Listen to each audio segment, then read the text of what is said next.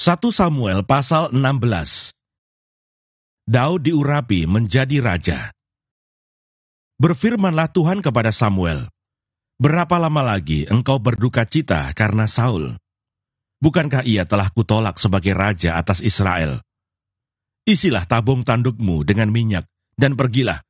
Aku mengutus engkau kepada Isai, orang Betlehem itu, sebab di antara anak-anaknya telah kupilih seorang raja bagiku." Tetapi Samuel berkata, "Bagaimana mungkin aku pergi? Jika Saul mendengarnya, ia akan membunuh aku." Firman Tuhan, "Bawalah seekor lembu muda, dan katakan, Aku datang untuk mempersembahkan korban kepada Tuhan." Kemudian undanglah Isai ke upacara pengorbanan itu. Lalu aku akan memberitahukan kepadamu apa yang harus kau perbuat. Urapilah bagiku orang yang akan kusebut kepadamu." Samuel berbuat seperti yang difirmankan Tuhan, dan tibalah ia di kota Betlehem. Para tua-tua di kota itu datang mendapatkannya dengan gemetar dan berkata, "Adakah kedatanganmu ini membawa selamat?" Jawabnya, "Ya, benar. Aku datang untuk mempersembahkan korban kepada Tuhan. Kuduskanlah dirimu, dan datanglah dengan daku ke upacara pengorbanan ini." Kemudian ia menguduskan Isai dan anak-anaknya yang laki-laki, dan mengundang mereka ke upacara pengorbanan itu.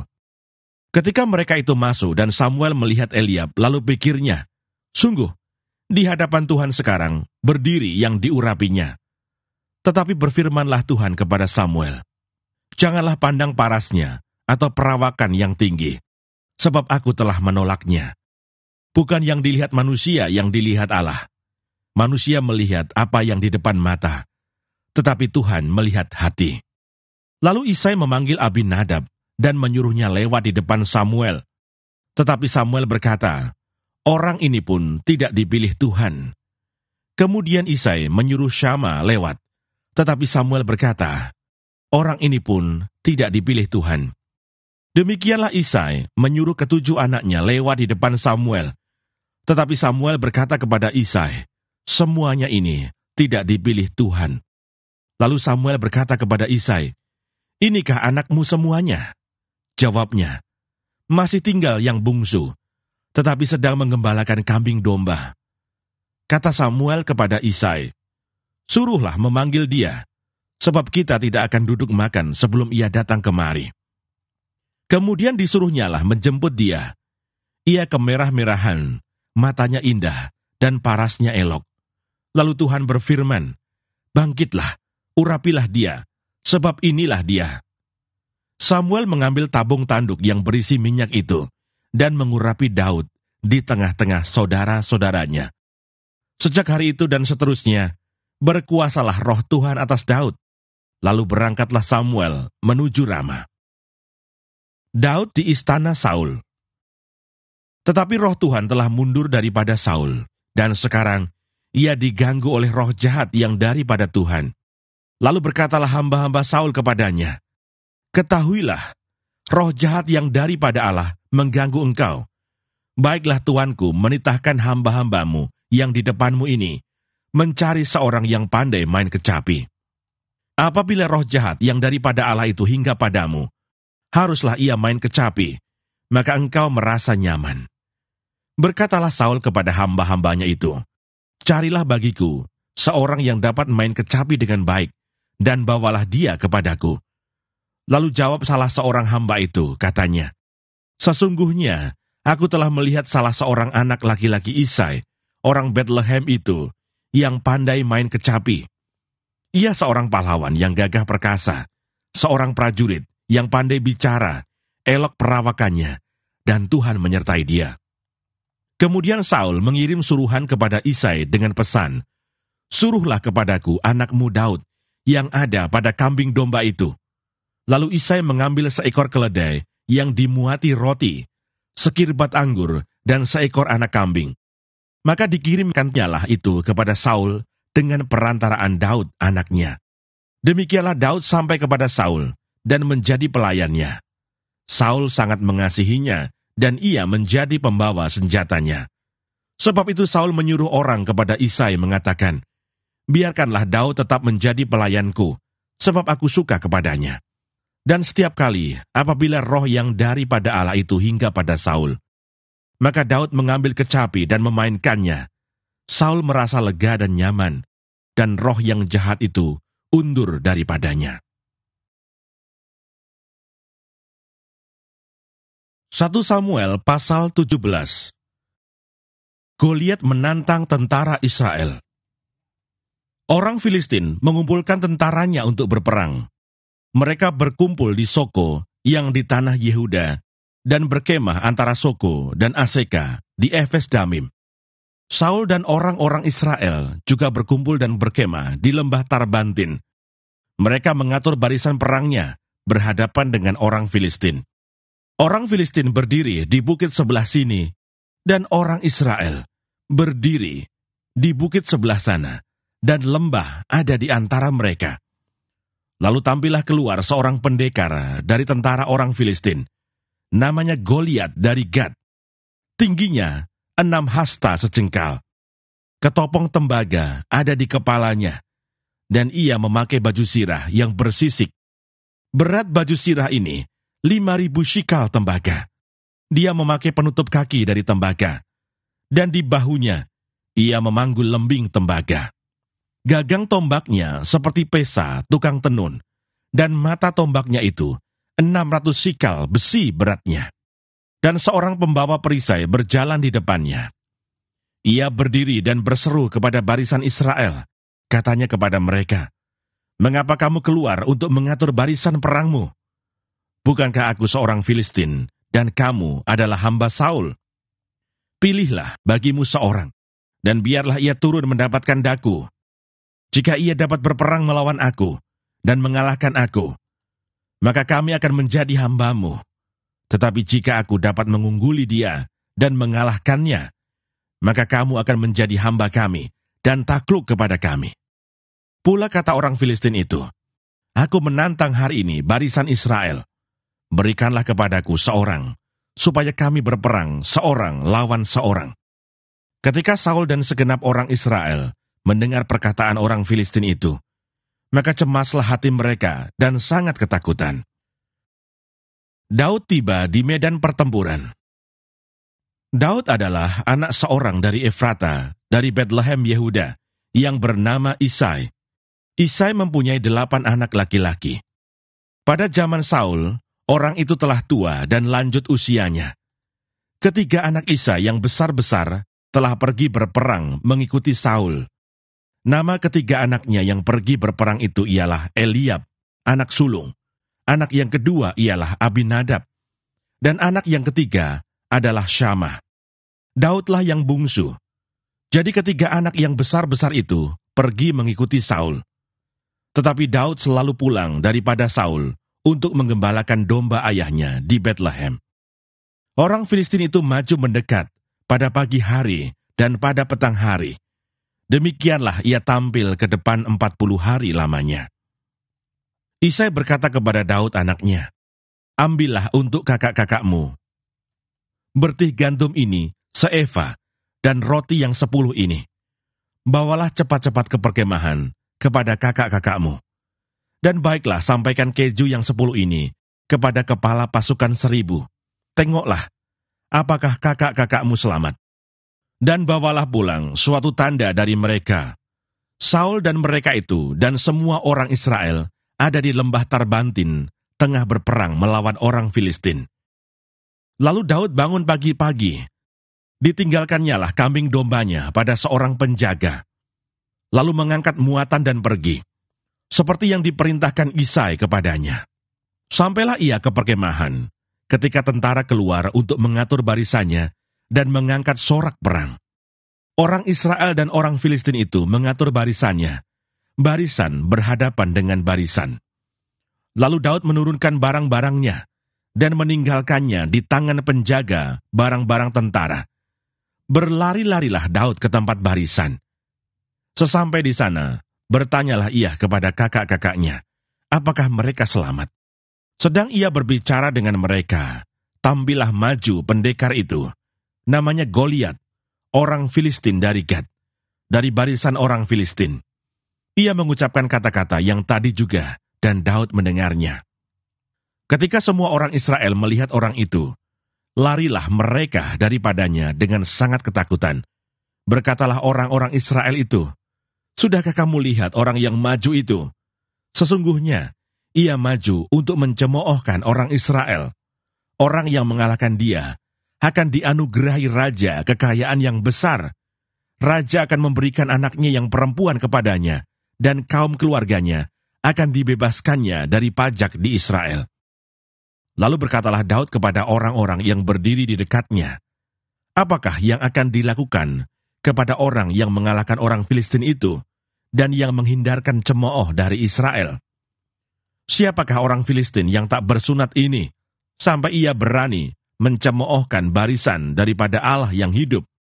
Rakyat itu pun menjawabnya dengan perkataan tadi, "Begitulah akan dilakukan kepada orang yang mengalahkan dia."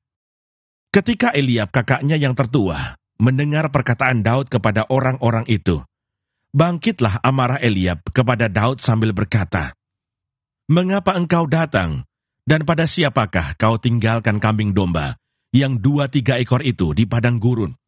Aku kenal sifat pemberanimu dan kejahatan hatimu. Engkau datang kemari dengan maksud melihat pertempuran." Tetapi jawab Daud, "Apa yang telah kuperbuat? Hanya bertanya saja." Lalu berpalinglah ia daripadanya kepada orang lain dan menanyakan yang sama. Dan rakyat memberi jawab kepadanya seperti tadi. Terdengarlah kepada orang perkataan yang diucapkan oleh Daud. Lalu diberitahukanlah kepada Saul. Dan Saul menyuruh memanggil dia. Berkatalah Daud kepada Saul, "Janganlah seseorang menjadi tawar hati karena dia. Hambamu ini akan pergi melawan orang Filistin itu."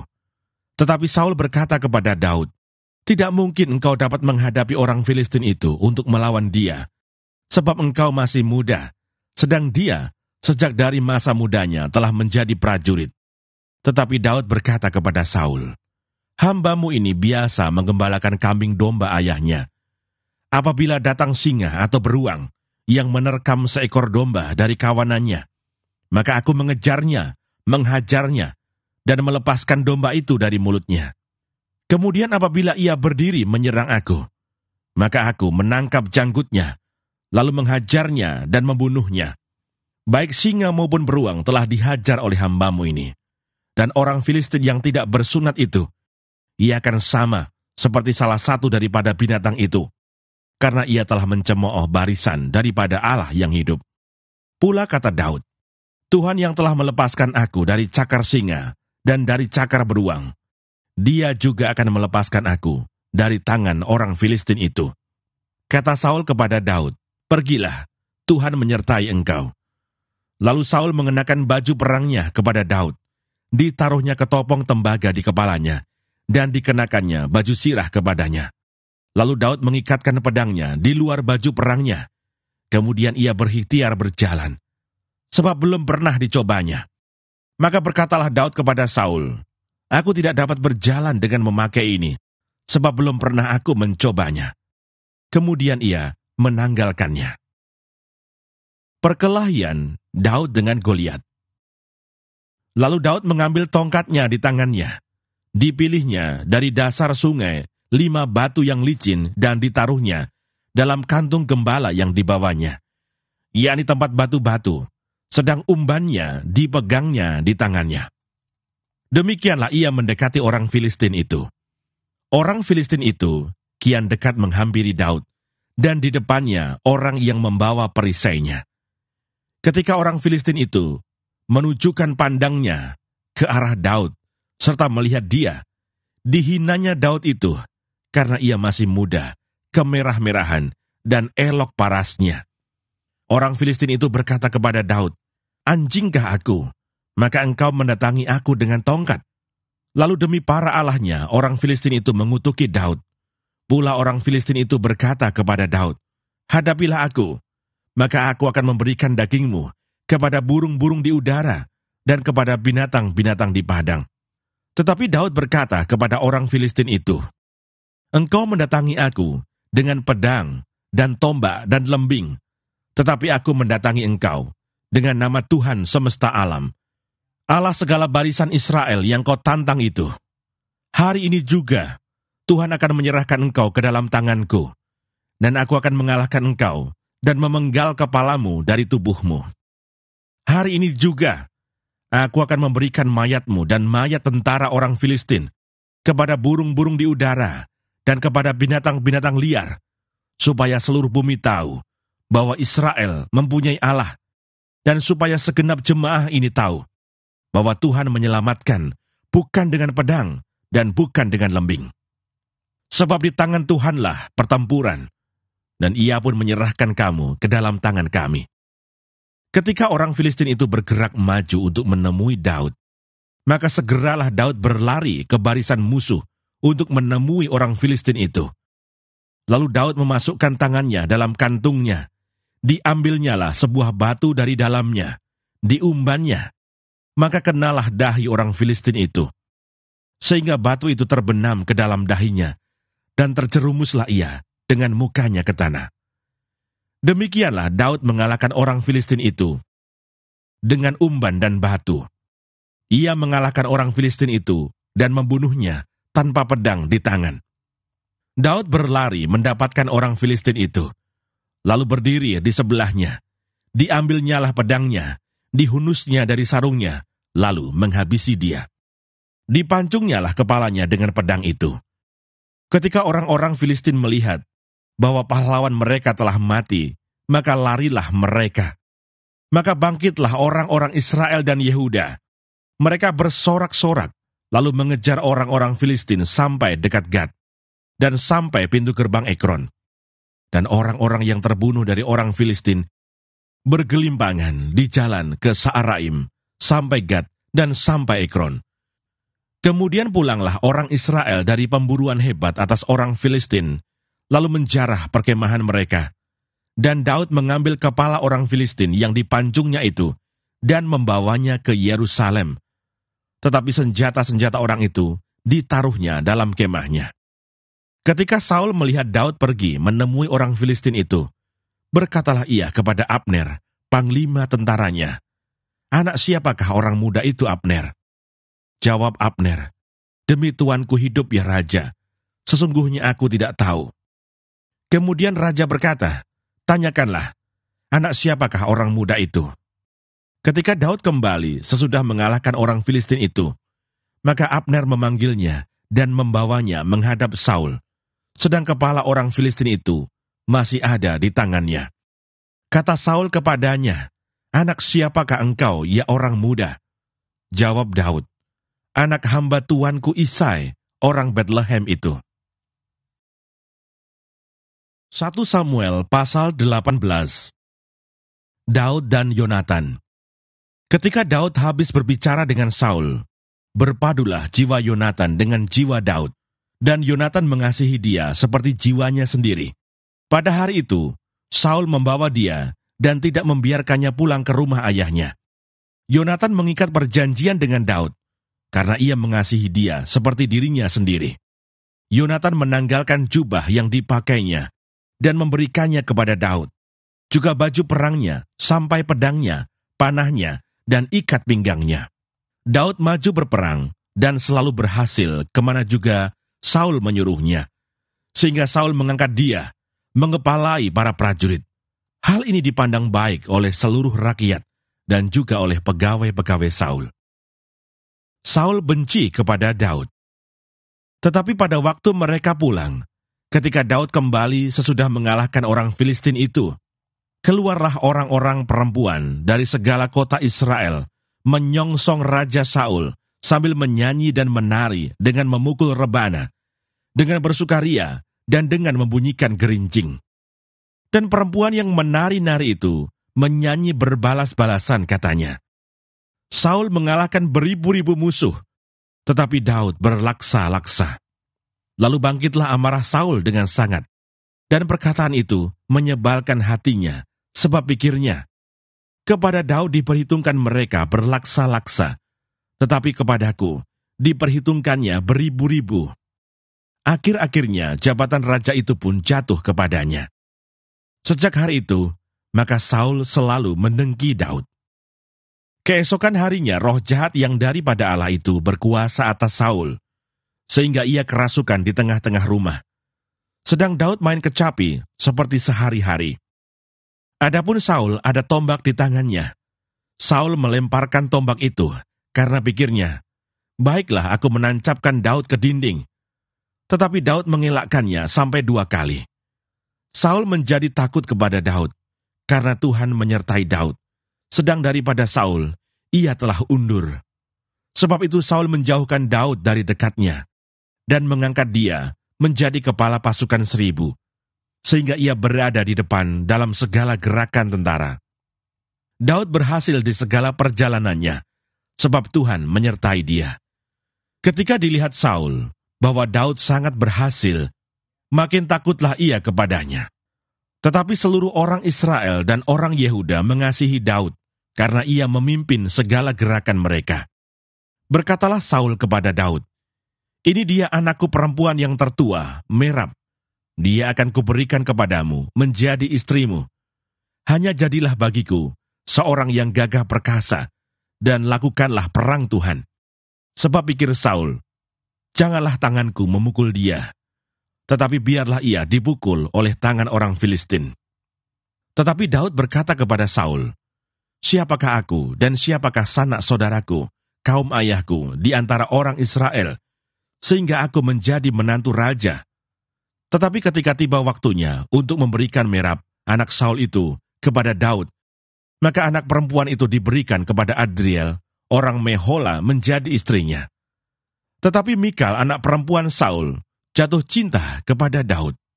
Ketika hal itu diberitahukan kepada Saul, maka ia pun menyetujuinya. Sebab pikir Saul, baiklah Mikal kuberikan kepadanya.